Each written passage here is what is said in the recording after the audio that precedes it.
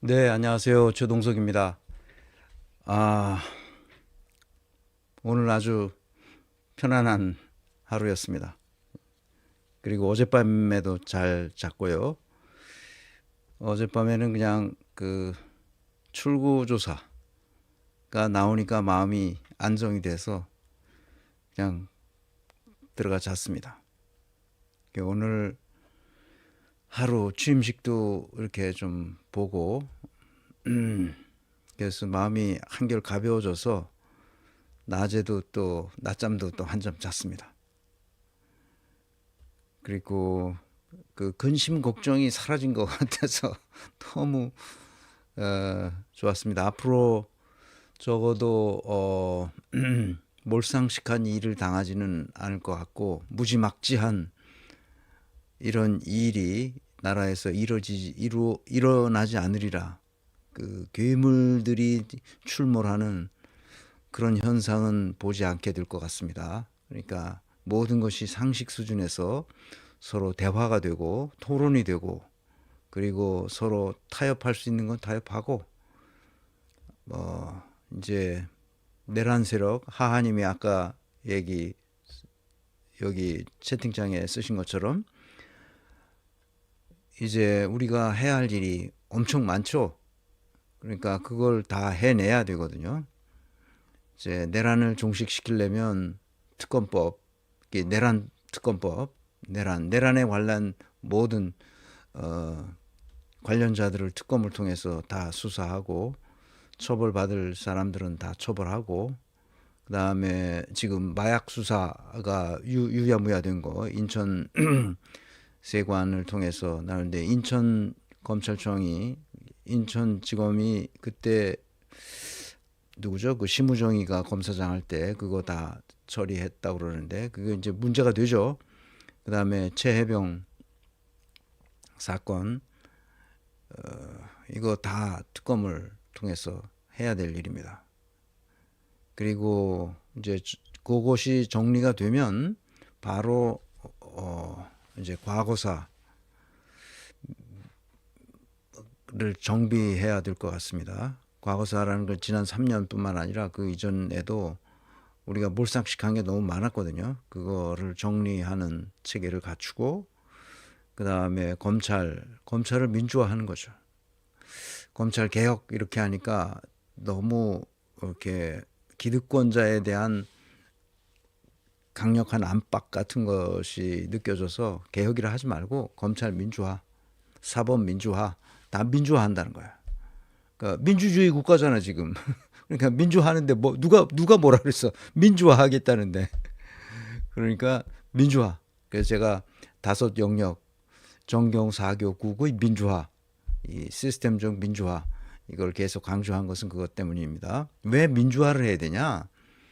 민주화를 하지 않으면 나라가 윤석열 같은 인간이 나타나서 뭐 발광을 해도 어떻게 할 수가 없어요. 민주화되면 그런 사람이 아예 나타날 수가 없게 돼 있죠. 민주화가 중요합니다.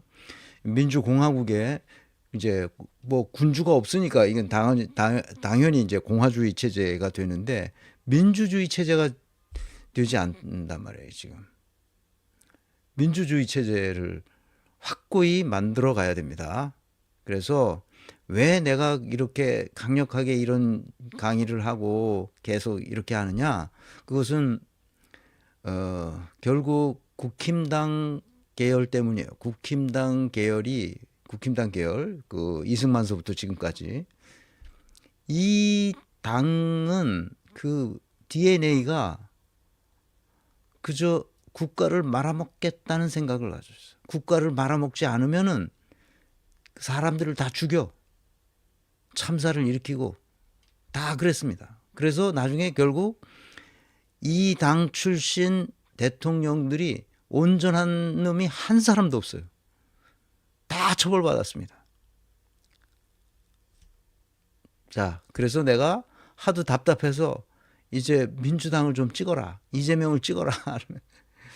그래서 투표하던 날, 그러니까 어제죠, 어제. 어제 제가 그 국힘당 계열이 만들어낸 대통령이라는 제목의 쇼츠를 만들었습니다. 2분짜리니까요. 한번 보시겠습니다.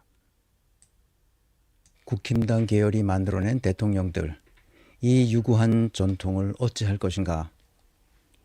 이승만 4.19 혁명으로 해외에 망명하여 한국으로 들어오지 못하고 하와이에서 사망했습니다.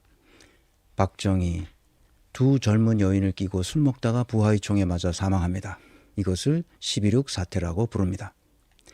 전두환 내란수계와 반란수계 등으로 1심에서 사형 선고를 받았으나 2심에서 무기로 감형됩니다.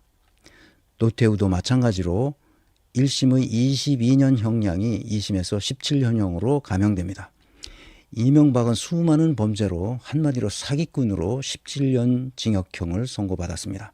박근혜 징역 20년형에다가 공직선거법 2년 징역형을 추가합니다. 윤석열 내란수계, 반란수계의 최고형인 사형이 선고될 가능성이 큽니다. 이렇게 똑같은 일이 반복됩니다.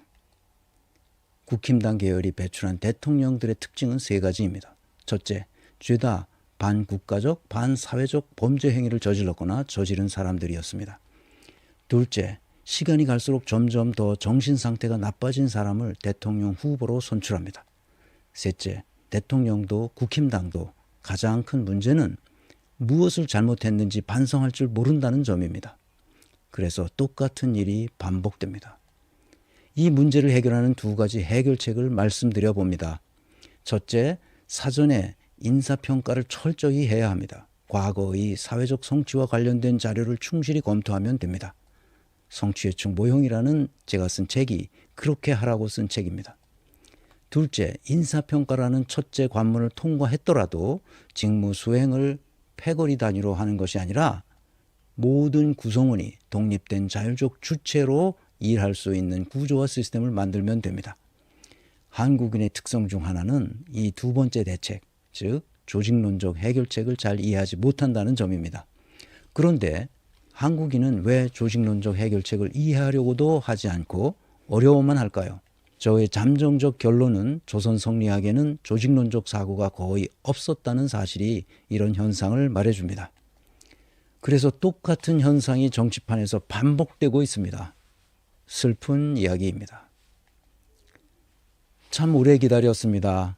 이재명 제21대 대통령 당선을 축하하며 국민 주권 시대의 개막을 환영합니다.